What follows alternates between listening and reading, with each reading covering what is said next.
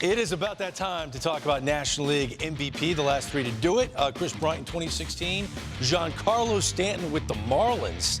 Last year, Christian Yelich, is he back as one of the finalists for NL MVP? Well, we're giving it to you in alphabetical order. We begin with Cody Bellinger of the Dodgers. He led the National League in WAR among position players, second in OPS, second in extra base hits, third in home runs with 47 overall. He greatly improved compared to last year, average went up 45 percentage points. His 47 home runs, third most in a single season in Dodgers franchise history. Anthony Rendon is a finalist for MVP, led the National League with 126 RBIs, second in NL in on-base percentage, third in NL in average. He'll be the second player in the National/Expos franchise history to win this award. Bryce Harper did it in 2015. And our third finalist is Christian Yelich. He'd be the first player to win consecutive MVP awards since Miggy did it. Miguel Cabrera back in 2012-2013. Career highs in average, homers, on-base percentage, slugging, OPS, and stolen bases. 10th player in history with 40 homers, 30 stolen bases in a single season. All right, our last category, AL MVP, your last three winners. In 2016, Mike Trout, Jose Altuve of the Astros pulled it off in 2017. Last year, Red Sox star Mookie Betts. Any of those guys finalists for the AL MVP this go-around? We begin, because it's in alphabetical order, with Alex Bregman. He led the American League in walks, led all AL position players in WAR, 8.4. Second in AL in on-base percentage behind Trout. Third in AL in OPS. First Astro since Lance Berkman in 2006 with 40 or more home runs in a single season.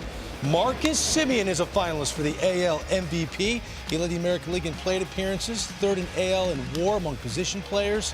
One of 5 players in the majors to play all 162 games. Breakout year. Batting average went up 30 points, every statistical category. 15 homers last year to 33 this year. And of course, Mike Trout. He led the American League in on-base percentage with a .438 in slugging. He led OPS plus. He led his on-base percentage. He led for the 4th consecutive season. Set career highs with 45 home runs. I'll look back at the last 3 NL Cy Young Award winners. DeGrom did it last year. Mad Max in 2017 and 2016. Get ready for familiar faces for 2019's finalists for NL Cy Young. We begin with Jacob DeGrom. He won 10 games last year, 11 this year. Led the NL with 255 strikeouts, pitching WAR, opponent's OPS, second in ERA WHIP, and third in ERA plus. He didn't have a 1.7 ERA like he had last year, but still a tremendous season from DeGrom. Hyun-Jin Ryu, he led the National League in ERA with a 2.32. He also led in ERA plus, walks per 9, second in home runs per 9, third in WHIP, became the third Dodger since 2014 to lead in ERA. Ryu was terrific, put together a 32-inning scoreless streak in May. As for Max Scherzer, he led the National League in K per 9, K to walk ratio, 6th in ERA with a 2.92. His K per 9 has increased each of the last 7 seasons, so he's like a fine wine. He's getting better with age. Max Scherzer, one of your 3 finalists for NL Cy Young. As for your 3 finalists for AL Cy Young, we begin with Garrett Cole. He led the AL in ERA, strikeouts, K per 9, ERA plus, second in wins with 20, and a strong whip. Highest single-season K per 9 in MLB history at 13.8. Also, could be the third Astro. What's the third Astro to lead the league in ERA in the wild card era? Charlie Morton is a finalist. He went 16-6 on the year. His 240 Ks, third most in a single season by a Rays pitcher. Only Chris Archer had more. Charlie Morton's first 14 starts, 8-0 with a 2.1. Looked like he was cruising as a front-runner for this award. Kind of fell off his last 19 starts. Justin Verlander is back. He went 21-6. He finished second in the American League in ERA with a 2.58.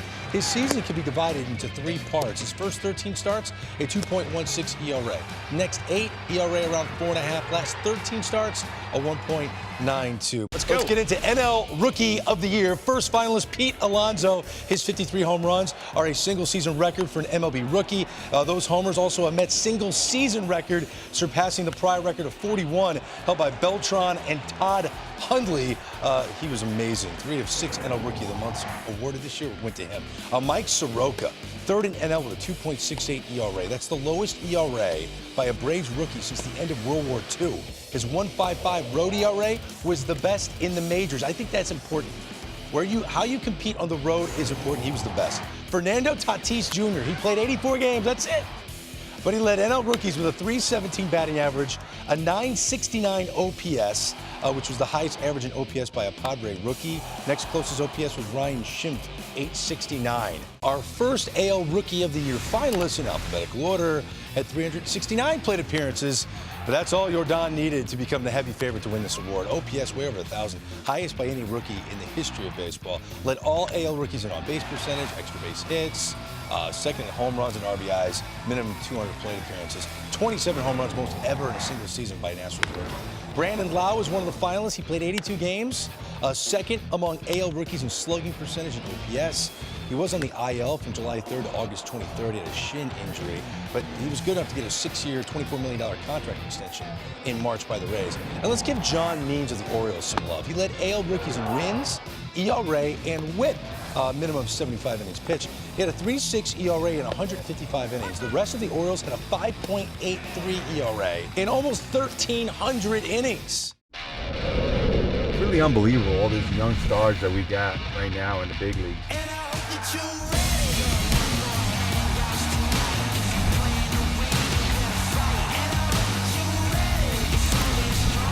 Might come home with the hardware. What do you got? MVPs doing MVP things. I don't know who's going to win the Cy Young, but I know he's in this room.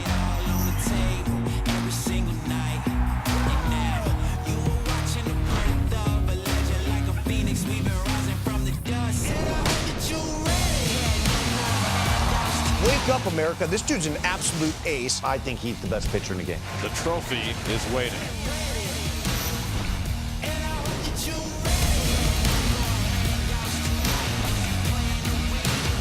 He is turning into a star before our very eyes.